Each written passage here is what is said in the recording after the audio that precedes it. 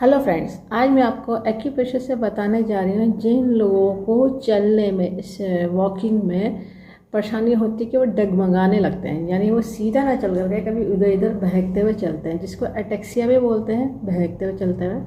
या फिर कुछ लोग डिसबैलेंस, जिसको डगमगाना कहते हैं। डगमगाते हुए क्यों चलते हैं, रीज़न क्या हो सकता है? अगर कोई ज़्यादा ओवरवेट है तब डगमगा सकता है, क्योंकि उसका सारा वेट क्या होता है, हिप और नी जॉइंट पे, एंकल जॉइंट पे आ रहा होता है बॉडी का। ठीक, एक तो डगमगाना वो रीज़न हो सकता है। दूसरी चीज़, आपके डगमगाने का रीज़न हो सकता है आपके ब्रेन को ब्लड सप्लाई ना हो रही हो प्रॉपर तरीके से, क्योंकि कहीं ना कहीं सर्वाइकल में अगर ऑब्स्ट्रक्शन आ रहा होगा, गर्दन में रुकावट आ रही होगी तो डगमगा सकते हैं, क्योंकि ब्रेन को अगर ब्लड सप्लाई नहीं हुई तो ऑक्सीजन की कमी होने की वजह से सीधा नहीं चल पाते और डगमगाते हैं लोग। दूसरी चीज़, अगर आपकी बॉडी का अलाइनमेंट बिगड़ गया है कि एक लेग बड़ी है एक लेग छोटी आ रही है, वैसे होती नहीं है जनरली। जब आप लेटेंगे तो दोनों पैर से मिलाएंगे तो अगर एक आगे पीछे हो रही होगी तो उसको अलाइनमेंट, बॉडी का अलाइनमेंट डिस्टर्ब हुआ होगा। दूसरी चीज़, अगर आपका बॉडी का अलाइनमेंट चेक करना है तो आप जब माउथ को बंद करते हैं तो आपका ऊपर का जबड़ा आगे को निकला होगा, ये जैसे ऊपर के दांत है, पीछे नीचे के दांत अलाइनमेंट में नहीं है, बंद हो रहे हैं। अगर कोई चीज़ बाहर को निकली होगी ऊपर के जबड़े की तो यानी आप आगे को झुक के चल रहे होंगे, पीछे को होगी तो आपको पीछे को परेशानी हो रही होगी। तो बॉडी का अलाइनमेंट वो उससे चेक हो जाता है। दूसरी चीज़, आपके शोल्डर से चेक हो जाता है बॉडी का अलाइनमेंट बिगड़ा हुआ है, कि एक शोल्डर नीचे थोड़ा सा झुका हुआ होगा, एक शोल्डर थोड़ा सा उठा हुआ होगा।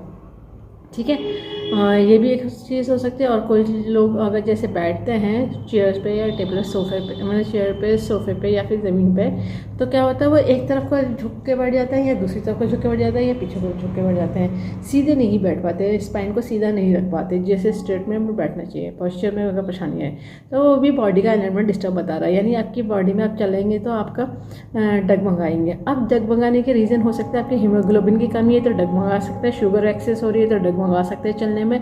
अगर आपका बीपी लो है तब भी डगमगाएंगे, बीपी हाई तो तब भी डगमगा सकते हैं चलने में। या फिर आपकी बॉडी में टॉक्सिन ज़रूरत से ज़्यादा है, ब्लड गाढ़ा हो गया जो प्रॉपर पैरों तक नहीं पहुंच पा रहा है, जिसकी वजह से चलने में मुश्किल होगी तो डगमगा सकते हैं। या फिर नी में परेशानी है, नी में ऑस्टियोफाइट्स हो गए हैं, मतलब नी में आपके दर्द है, स्वेलिंग है, इन्फ्लेमेशन है, या फिर आपकी लंबर या सैक्रल एरिया स्पाइन में, लोअर बैक में अगर ऑस्टियोफाइट्स हो रहे हैं तब भी आप डगमगा सकते हैं, क्योंकि नर्व कंप्रेस हो रही होगी तो जो नर्व की सप्लाई होती है रुक सकते हैं, या नर्व खींच रही होगी तो उसकी वजह से डगमगा सकते हैं। तो डगमगाने के रीज़न बहुत सारे हो सकते हैं। या फिर इंजरी हो गई तो डगमगा तब भी सकते हैं, क्या पता मोच आ गई तो तब भी डगमगा कर चलेंगे। तो डगमगा के चलने के बहुत सारे रीज़न हो गए। कुछ लोग झुक कर ही चलते आगे को, बैंड हो जाते हैं एज के अकॉर्डिंग, या फिर बिना एज के भी, तो वो भी डगमगाने की एक कंडीशन में होती है कि पैर सीधा ना चल करके वो डगमगाते हुए चलते हैं, बहकता हुआ पैर चलता है।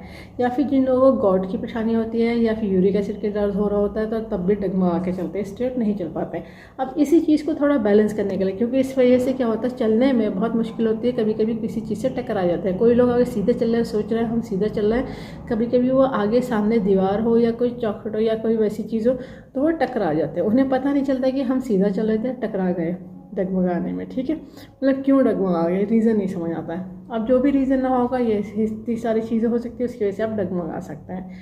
तो इसी को बैलेंस करने के लिए मैं पॉइंट बताने जा रही हूँ, जिसको लगाने के लिए ज़रूरत होगी डॉक्टर टेप की, पेपर टेप की। किसी मेडिकल या सर्जिकल की शॉप से ले लीजिएगा, 1/2 इंची का टेप है, स्किन फ्रेंडली टेप है, कोई और सा टेप नहीं यूज़ करेगा, इस बात का ध्यान रखेगा। जिन्होंने कोर्स करा उन्हें पता है कि पीछे में यूज़ होती है बियल मैग्नेट, जो एक तरफ से वाइट होती है एक तरफ से येलो होती है, टोनसिलेट का काम करती है, प्लस माइनस एनर्जी होती है, नॉर्थ पोल साउथ पोल। ये बियल मैग्नेट ह्यूमन बॉडी के एक्यूप्रेशर पॉइंट को स्टिमुलेट करने के लिए, बैलेंस करने के लिए बनाई गई है। इसमें पावर उतनी दी गई है जो ह्यूमन बॉडी एक्यूप्रेशर पॉइंट को स्टिमुलेट कर सके, बैलेंस कर सके।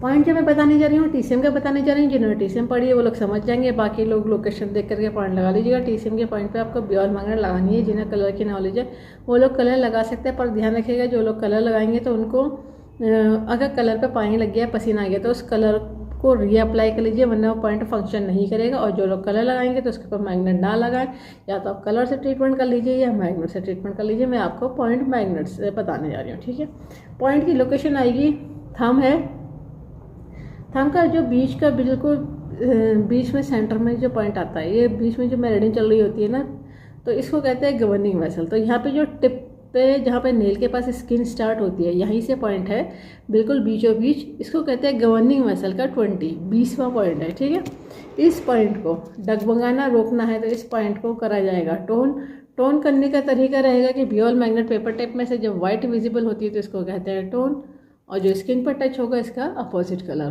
तो देखिए मैं आपको एक अप्लाई करके दिखा दे रही हूँ, आप दोनों थंब में लगा लीजिएगा और फिर देखिएगा कुछ देर बाद जब आप चलने की कोशिश करेंगे तो आपको थोड़ा थोड़ा बैलेंस होगा। ठीक है, और 12 से 14 घंटा लगा कर रखिए, और अगर आपको रीज़न पता है तो उसके अकॉर्डिंग पॉइंट अलग से डायग्नोस करने के बाद बताए जाते हैं, और उसको लगाएंगे तो ज़्यादा और इसको ऐड कर लेंगे तो ज़्यादा परफेक्टली आपका ठीक हो जाएगा। फ़िलहाल के लिए आपको समझ नहीं आ रहा क्यों डगमगा के चल रहे हैं तो आप